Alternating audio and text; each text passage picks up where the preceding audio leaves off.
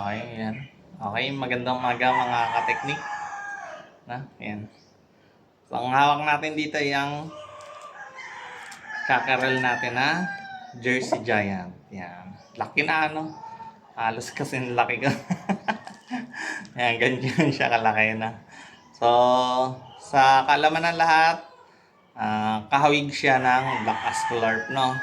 Mas malaki lang siya at mas mabigat na. Ito, ating Jersey Giant kumpara sa Black Ascallarp. At saka kung yung mga sanay na mag-alaga ng mga Jersey Giant, kita-kita naman yung pagkakaiba ng sa tindig at sa forma, no? Ayan na. Ang pagkakaiba kasi ng Jersey Giant at ng Black Ascallarp ay yung buntot. Yan. Ang Black Ascallarp ay mahahaba ang buntot, no? Bukod sa bigat at ang timbang, no? Ang pagkakaiba nila, mas malaki ang palong ng Black Ascallarp, no? Mas malaki kumpara dito, no? Yan. Ito maliit, medyo maliit lang. Pero pag abot ng 2 years, halos magkapantay na sila. Mabagal pa lang lumaki ang Jersey Giant kasi sa timbang nila na kaya nilang abutin, no? So ito ay kaya nilang abutin ang standard na weight ng Jersey Giant ay 6 kilograms, no, sa cockerel at 5 kilograms naman sa pallets, no. So ito, hindi sana ito hawakan kasi hindi ko talaga ito pinapahawakan kasi medyo may presyo, no. So yan.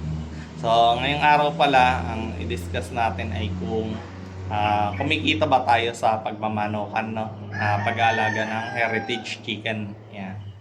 So yung iba kasi medyo namamahalan sa ating presyohan, no. Hindi nila na consider kung yung puhunan ko, no. Ayan.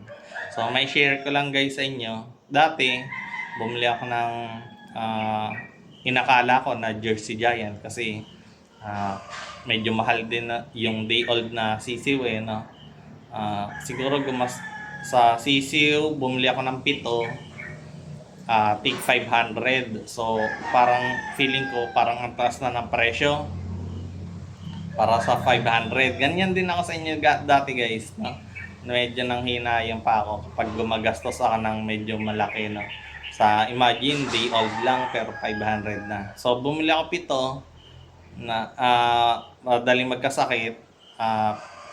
Yung shipper ko nag-alaga ng 3 months. Parang ilang days pa lang pagkabili, namatay na yung 5. Tapos after siguro 3 months binigay niya sa akin, may sakit pa rin. So nagamot ko naman, lumaki naman, no. Yun. Akala ko talaga Jersey Giant yung dati, no. Kasi magkamukha talaga guys. Tapos yung kanilang timbang hindi nagkakalayo. Pero yun siguro umabot lang ng 3 to 4 kilograms, no. Talagang 2 years, lampas 1 year pinalagaan, siguro 1.5 years, no. Yan. So akala ko talaga Jersey Giant, pero nung napag-aralan ko na ng gusto, tapos pinagtanong-tanong ko kung totoo bang Jersey Giant yung mga nauna kong binili, hindi daw, no. Tapos yun. So sayang yung panahon, no. 1.5 years, imagine, no. So yung nasayang. Tapos syempre hindi na ako na breed, no. So kinal ko na agad pagkaalam ko na hindi talaga Jersey Giant nang lumaki. Tapos bumili naman ako dati sa Mindoro na sa may Calapan, sa may Puerto Galera, ng Jersey Giant. Tapos medyo may presyo din yung 1 month, no. Yan, nasa 4,000 pesos. 4,000 pesos. Yung breeder nila na lalaki ang nakita ko, malaki din. Kaya lang naabot lang ng 4 kilograms. Tapos akala ko na naman Jersey Giant. Kasi 4,000 pesos, no. Siguro akala niya rin Jersey Giant. Pero pinagtanong ko yung breeder niya, hindi rin daw totoo.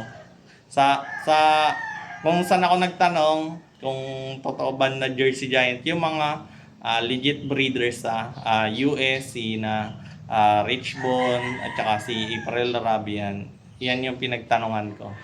Kung Jersey Giant pa, pinakita ko yung picture, tsaka yung video, yan, hindi daw. Yan. Tapos, ano yun, parang 1 hour pa lang sa akin, namatay na. Na heat stroke sa biyahe, so sayang na. Yan. 4,000, imagine, 1 hour lang, 4,000. Wala agad. Tapos, may in-order pa naman ako. Nawala din yun, namatay din. Ang gastos ko naman, 15,000. Ano na yun, pares. Ano naman, Black Brahma. Na heat stroke din sa biyahe, guys. Na heat stroke din. Mahina talaga yung mga heritage chicken sa sa biyahe. Na heat stroke. Parang na ano sila na natagalan. Siguro bayad na ako ng 3 months. Yung manok wala pa sa akin, hindi pa binabiyahe. Yun. Tapos, yun, nawala. So, malaki-laki na rin yung puhunan ko na nawala dito, no.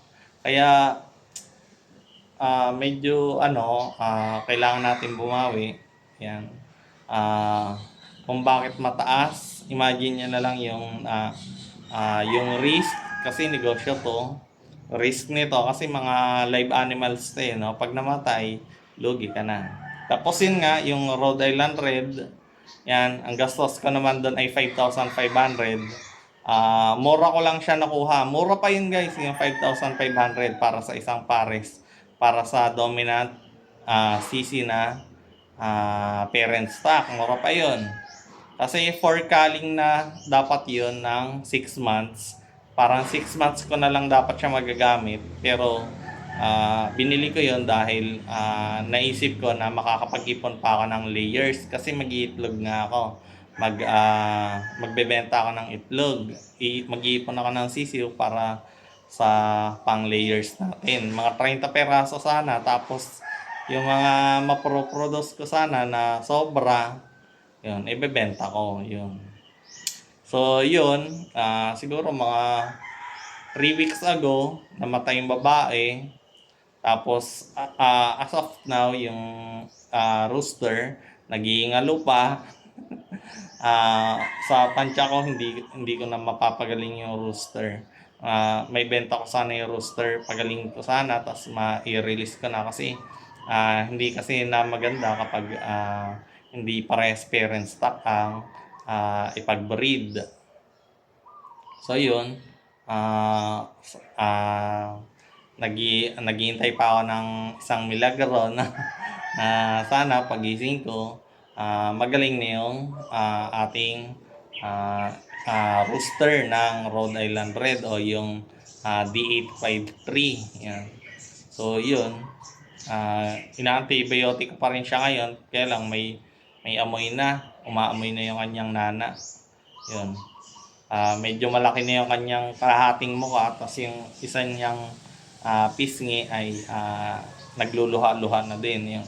So, mukhang ang tumama sa atin dito sa ating manuka kasi medyo marami-rami na rin na 1-month-old na Brahma ang nawala sa akin. Siguro nasa 10 pirasong Brahma na 1-month-old at saka siguro nasa may 10 na din na hybrid Beano. Yan. So, sinusubukan ko naman, guys, ng pababain yung presyo, no? Kasi ang pwedeng gawin para magbaba ang presyo ay yung gawin sila crossbreed, no? Hindi sila puro, kaya medyo mababa ang presyo. Pero yung sa mga puro tulad nito, para sa mga nagtatanong, no, ang 1-month-old po nito ay nasa 3,000 to 4,500, no. So, gagastos ba kayo doon? Okay. Kayo na lang ang humusga, no? Kung gaano siya kalaki. Yan. So, ito pala ay sabi niyo naman, ay maliit yung Jersey Giant na 6 months old pa lang po ito. Yan. 6 months old Jersey Giant. Yan. So, ganyan ang kanyang pwestuhan. malapad ang likod. Ito po ay nung huling timbang ko nung 4 months old siya. 4 months old. 5 months old ay nasa 4 kilograms na. So, nasa 6 months old na siya. Medyo mabagal na siyang lumaki sa mga ganitong edad. Siguro nasa 4.5 to 5 kilograms na to kasi sobrang hirap ako buhatin to. Hirap na hirap ako buhatin to galing dun sa mataas na kulungan. So elevated pa rin yung kulungan nito para lang malayo ko to sa mikrobyo. Kaya hanggang ngayon ito healthy pa din siya, hindi pa siya nagkakasakit na. Mailap pala to guys, mailap. Kasi hindi siya sanay sa akin. So malalaman mong malaki ang manok kapag tumayo siya. Kapag malapad ang malayo ang kanyang parehas na paa. Yan, ganyan. So, laki talaga nito guys. Yan. So, ito, ang ganitang size, ganito yung nakita ko sa Mindoro. Yan. Ganito lang siya kalaki. Pero, ano na yan, almost 2 years old na, no? So, ito, 6 months old. Yan, ganyan kalaki. Laki. So, picture muna tayo. Yun. So, yun lang muna mga kateknik. Update ko lang kayo. So, sa mga namamahalan sa ating manok, so, computin nyo guys yung mga losses ko, no? Yung mga pagkabigo ko sa pagmamanukan. Yan. Yung mga namatay ko at yung mga lugi ko. So, kayo na mag-compute guys. Yun lang. Bye-bye.